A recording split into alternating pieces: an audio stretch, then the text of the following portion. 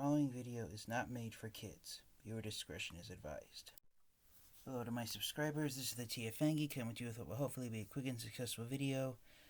And the title of the video says it all.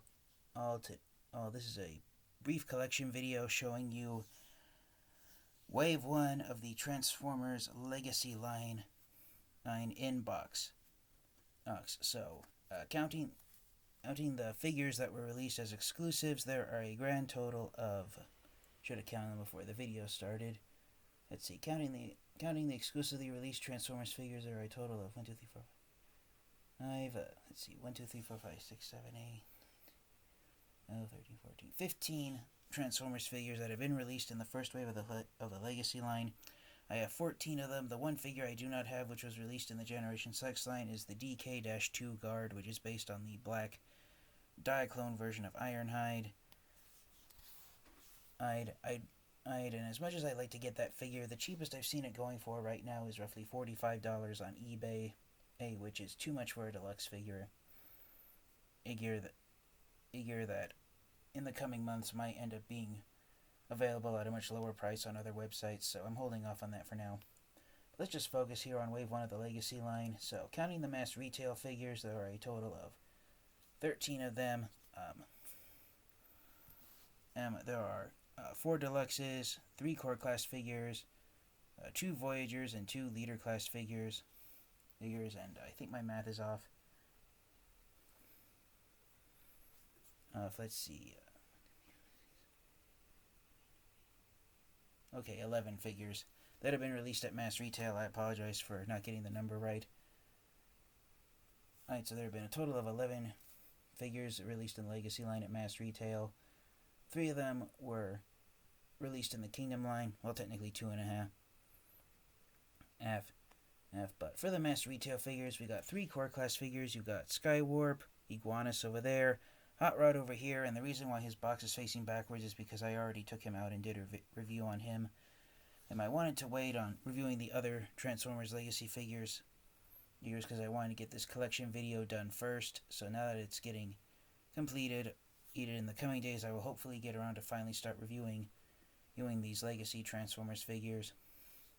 So those are the Core Class figures. For the 4 Deluxes, we got Dragstrip, we got Prime RC, we got Skids, and over there, partially hidden by Iguanus' box, I apologize for not having his face in frame.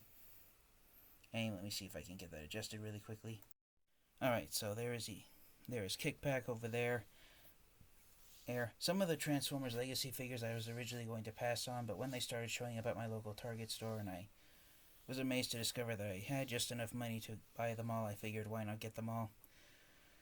And then in the Voyager class size, we got Prime Bulkhead, we got Blaster Aster. The version I have was actually released in the Kingdom line, and then for the Leader Class figures, we've got this is actually the Kingdom version of Galvatron. The Legacy version does have a slightly altered paint job where, unlike Kingdom Galvatron, he doesn't have any of the battle damaged paint smears on him, and the Legacy Galvatron does have the shoulder joints rotated in the correct orientation, so you don't have to take Galvatron apart and try and fix his shoulders if you're OCD about it like I was. And then my favorite figure from Wave 1 of the Legacy line is the other Leader Class figure you get, which is the Generation 2 Laser Optimus Prime figure. And then I decided to bring out the exclusives as there's just a few of them, and they were released at virtually the same time that the mass retail Legacy figures were released. So first up we have from the Buzzworthy Bumblebee line, Autobot Silver Streak. You can see right there, here the Legacy logo is printed on the box as well. There it is on the back of the box right there. So Silver Streak is a Legacy Transformers figure despite being released under the Buzzworthy Bumblebee line. And then starting with the Transformers Legacy figures, the Generation Selects line, rather than being released in mostly brown, dull cardboard looking boxes that have the same exact design on them, the Legacy figures that are being released in the Generation Selects line do have their own unique boxes that are mostly black with brown outlines, which is almost the opposite of the War of Cybertron Trilogy Generation Selects boxes, and you've got actual images of the figures you get inside the box. So we have Lift Ticket, who is a repaint of Earthrise Hoist. Lift Ticket is special because Lift Ticket was the first Transformers Legacy figure that I added to my Transformers collection, and then of course you've also got the DK2 Guard, which I stated I do not have yet, but I'm hoping later this year that I might get the chance to get that figure. And then my most recent Transformers purchase, which is which actually was technically the first Transformers figure to be released in the Legacy line, since it was released at around the beginning of the year. We have the Generation Selects Legacy Titan Class Black Zarak figure. So counting the exclusively released figures, here is 99% of the first wave of the Transformers Legacy line. Some of the figures that I highly recommend include Laser Prime, Deluxe Skids, it's Core Class Iguanas, Deluxe Silver Streak I do highly recommend. Even though I was going to pass on him originally, I do highly recommend Voyager Bulkhead, Voyager Blaster as well. If you missed out on the Kingdom figure, I highly recommend you get the Legacy re-release. I only recommend getting Legacy Galvatron if you do not have the Kingdom version that I have.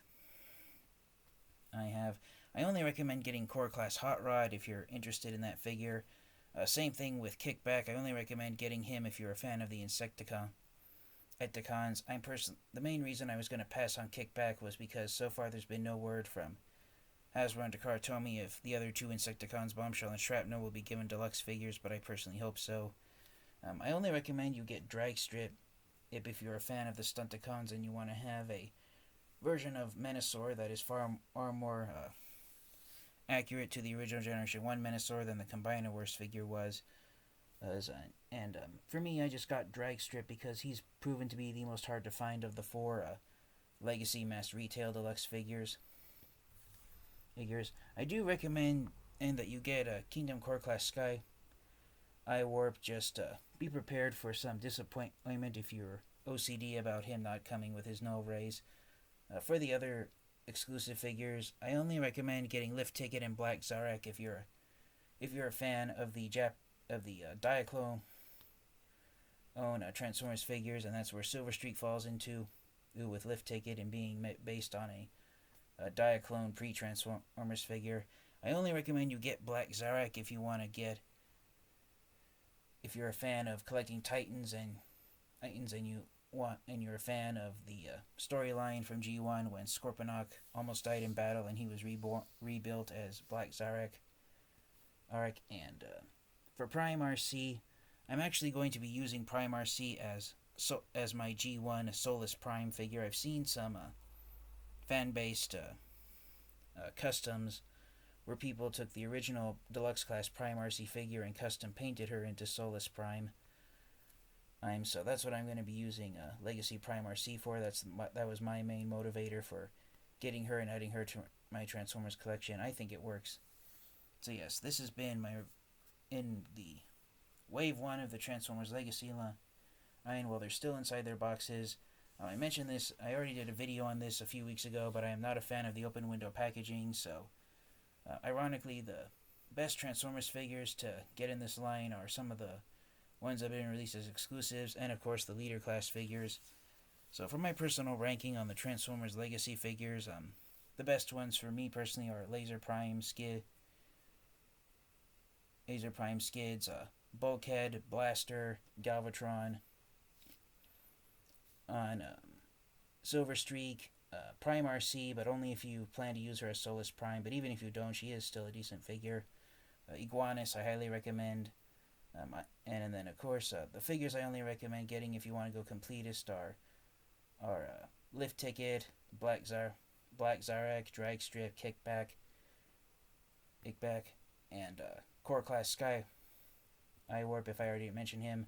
I highly recommend getting Buzzworthy Silver Streak, and I apologize if I'm repeating myself at this point in the video. And I only recommend you get the Legacy version of Hot Rod if you missed out on the Kingdom figure and you want to go completist on the Core Class line. But Core Class Hot Rod along with Kickback and also Dragstrip, and even though he's one of my favorite Transformers characters, Core Class Sky Warp and also Black Zarak and Lift Ticket are easy passes in this group.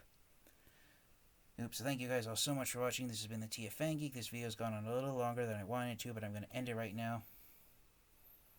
So thank you guys all so much. Thank you to all my subscribers for your continued support. Or now that this collection video is out of the way, I will finally get around to start getting to reviews on all these figures.